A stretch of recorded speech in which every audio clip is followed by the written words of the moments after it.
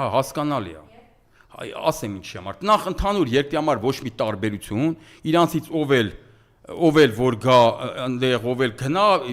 իրանք են իշխանություն, ոչ մի բան չի փոխվելու։ Ալեն Սիմոնյանը իր տեսակով վտանգավոր մարդ է ուղղակի, Ալեն Սիմոնյանը իմ կարծիքն եմ ասում, էլ դե մարդենք հեռացել էլ չեմ ուզում ավել բան իրա ասենել, թեկուզ ասեմ, հեռացող մարդու ասեմ, բայց ես սրա մասին շատ եմ խոսացել։ Եթե Ալեն Սիմոնյանը մնար, կարող է իր ոտը ուտեր։ Որտեղ Ալեն Սիմոնյանն էլ հազորանում արդեն ԿՊ-ի մեջ տեսակով էլ ինքը ոտուտող մարդ է։ Սա իմ կարծիքն եմ ասում։ Այսինքն ինքը Նիկոլ Փաշինյանի իշխանության համար ինքը վտանգ էր։ Ինքը սպառնալիք էր։ Դե համար ինքը ներսում էլ չէ՞ դինենց անի որ ուժեղ լինի։